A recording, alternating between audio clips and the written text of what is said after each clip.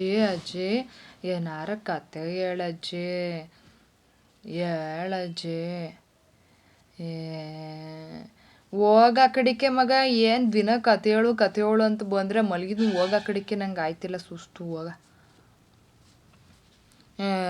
ಹೇಳಜ್ಜಿ ಅಜ್ಜಿ ಕತೆ ಹೇಳು ಅಷ್ಟು ನಂಗೆ ಬೇಜಾರು ಕತೆ ಹೇಳು ಪ್ಲೀಸ್ ದಿನ ಬಂದ್ಬಿಡ್ತಾಳ ಕತೆ ಹೇಳು ದಿನ ಕಟ್ಟನ ನನ್ನ ಕತೆನ ಹೂ ಕಟ್ಟಂಗೆ ಹೋಗಿ ಮುದೇವಿ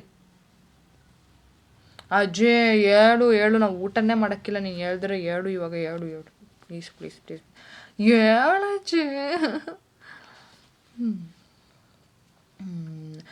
ನನಗೆ ಮದುವೆ ಆದಾಗ ನಮ್ಮ ಮನೆ ಇತ್ತಲ್ಲ ನಿಮ್ಮ ತಾತನ ಜೊತೆಗೆ ಇದ್ದೆ ನಾನು. ನಮ್ಮ ಮನೆ ಎದುರುಗ ಒಂದು ಮನೆ ಇತ್ತು. ಆ ಮನೆಯವರು ಭಾರಿ ಶ್ರೀಮಂತರಿದ್ರು. ದೊಡ್ಡ ಮನೆ, ದೊಡ್ಡ ಹಟ್ಟಿ. ಯಮ್ಮ ಬಂದ್ಬಿಟ್ಟು ಸಾಕಮ್ಮ ಅಂತೇನೋ, ಸಾಕಮ್ಮ ಯಮ್ಮನ ಹೆಸ್ರು ಆಯಿತಾ. ಸಾಕಮ್ಮ ಭಾಳ ಲಕ್ಷಣ. ಆ ಯಮ್ಮ ಕಪ್ಪು ಇದ್ದರೂ ಬೈತಲೆ ತೆಗೆದು ಒಂದು ಹಣೆಗೆ ಕುಂಕುಮ ಇಟ್ಬಿಟ್ರೆ ಭಾಳ ಲಕ್ಷಣ. ಒಂದು ಮೂಗ್ಬಿಟ್ಟು ಇಕ್ಕಳೋಳು, ಓಲೆ ಇವೆಲ್ಲ ಇಕ್ಕಳೋಳು, ಭಾಳ ಲಕ್ಷಣವಾಗಿದ್ಲು. ದೊಡ್ಡ ಸಂಸಾರ, 12 ಮಕ್ಕಳು ಸಾಕಿ ಸಲ್ವಿ ಅವನ್ನ ಮಾಡೋ ತನಕ ಸಾಕಾಗೋಯ್ತು. ಕೊನೆಗೆ ಅವಳಿಗೆ ಹಾರ್ಟ್ ವೀಕು ಅಂತ ಅಂದ್ಬಿಟ್ರು ಡಾಕ್ಟ್ರು. ಆಟೋದಾರಿ ಕೆಲಸ ಮಾಡಬೇಕಿತ್ತು ಆ ಅಮ್ಮಂಗೆ. ಗಂಡ ಬೇರೆ ಚಿಕ್ಕ ವಯಸ್ಸಲ್ಲೇ ತೀರೋಗ್ಬಿಟ್ಟ, ಯಾರು ನೋಡಲಿಲ್ಲ ಮಾಡಲಿಲ್ಲ, ತೀರೋಗ್ಬಿಟ್ಟ. ಅವನ ಪಾರ್ಗವನು ಹೋದ. ಇವಳು ಪಾಪ ಇಲ್ಲೆಲ್ಲ ಮಾಡಬೇಕಿತ್ತು. 7 ಜನ ಏನು ಗಂಡು ಮಕ್ಕಳು, 5 ಜನ ಹೆಣ್ಮಕ್ಳು ಆ ಅಮ್ಮಂಗೆ. ಈರಿ ಅವಳನ್ನ ಮದುವೆ ಮಾಡಿದ್ಲು. ಅವಳು ಮೈಸೂರಿಗೆ ಮದುವೆ ಮಾಡಿದ್ದು. ಸ್ವಲ್ಪ ಘಾಟಿಯಾಗಿದ್ದ ಅವ್ರ ಗಂಡ, ಹಿರಿಯವಳ ಗಂಡ. ಅವಳು ಪುಟ್ಟದಾಗ ಚೆನ್ನಾಗಿದ್ಲು ಅವ್ರ ಮಗಳು ಆಯಿತಾ. ಅವ್ರಿಗೂ ಹೆಣ್ಮಕ್ಳುಗಳು, ಗಂಡು ಮಗು ಎಲ್ಲ ಇದ್ವು. ಒಂದು 4-5 ಮಕ್ಕಳು ಆಗೆಲ್ಲ. ಈಗ 2 1 ಎಲ್ಲ ಆಗಲ್ಲ. 4-5 ಮಕ್ಕಳು ಕಾಮನ್ ಆಯಿತಾ. ಆಗ ಅವ್ರ ಮನೆಗೆ ಏನೇ ಮಾಡಿದ್ರು ತಿಂಡಿ ಊಟ. ಬೆಳಗ್ಗೆ ಇಡ್ಲಿ ಅಂದರೆ ಒಂದು ಚಿಬ್ಳು ತುಂಬ ಇಡ್ಲಿ ತುಂಬಿಸ್ಬಿಟ್ರೆ ಅಕ್ಕಪಕ್ಕ ಮನೆ ನಮ್ಮದು ಅವ್ರ ಹಿಂದೆನೂ ಇವರಿದ್ರು, ಅವರು ಸಂಬಂಧಿಕರೇ ಇದ್ದರು. ಅವ್ರಿಗೂ ಕೊಡೋರು ಎಲ್ಲ. ನಮಗೂ ಜಾಸ್ತಿ ಮಾಡಿಬಿಟ್ರೆ ನಮ್ಗೆ ಕೊಡೋರು. ಅಯ್ಕ ಮಕ್ಕಳೆಲ್ಲ ಬಂದವೆ, ಇವತ್ತು ಇಡ್ಲಿ ಮಾಡೀವಿ, ಎಲ್ಲ ತುಂಬಿಸಿವಿ, ತಗೊಳ್ಳಿ ನಿಮಗೂ ಒಂದಿಷ್ಟು, ನಿಮ್ಮ ಮನೆಗೂ ಅಂತ. ನಮ್ಮ ಮನೆಗೆ ಏನಾದ್ರು ಹಬ್ಬ ಗಿಬ್ಬ ಹರಿದಿನ ಅಂದರೆ ನಮ್ಮ ಮನೆಗೆ ಹೋಳಿಗೆ ಒಬ್ಬಟ್ಟು ಸೂಚಿಸಿದ್ರೆ ಒಂದು 4 ಅವ್ರ ಮನೆಗೆ ಎತ್ಕೊಡು. ಹಿಂಗೆಲ್ಲ ಒಗ್ಗಟ್ಟಾಗಿದ್ದು. ಒಳ್ಳೆ ಜನ ಅವರು.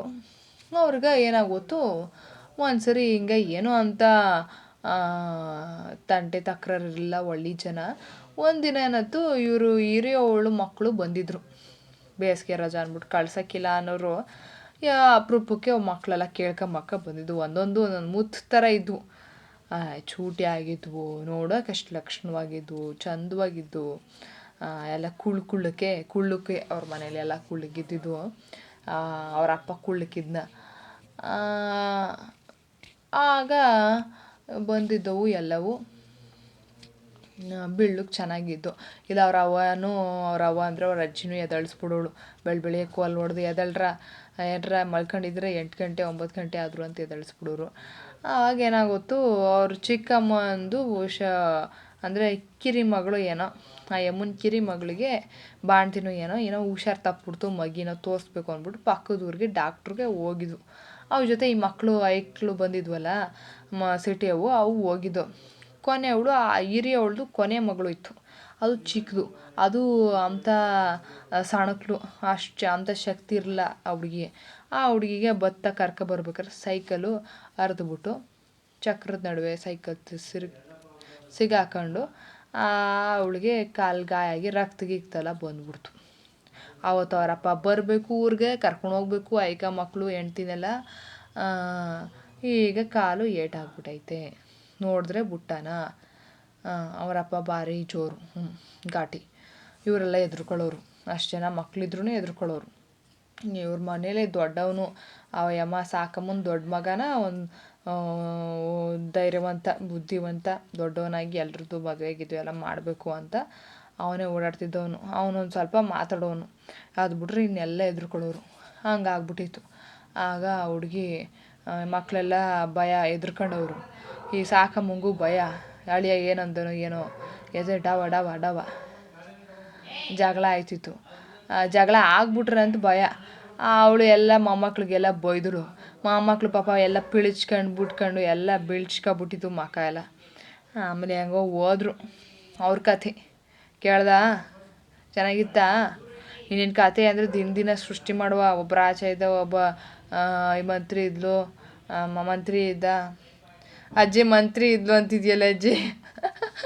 ಅದೇ ಮಂತ್ರಿ ಇದ್ಲು, ರಾಣಿ ಇದ್ಲು, ರಾಜ ಇದ್ದ. ಇವೆಲ್ಲ ನಾವೇನೋ ದಿನ ದಿನ ನಿನಗೆ ಅಲ್ಲಿ ಆಗದೆ ಹೇಳೋಕ್ಕಾಗಲ್ಲ. ಹೋಗು ಮುದೇವಿ, ಊಟ ಮಾಡೋ ನಡಿ.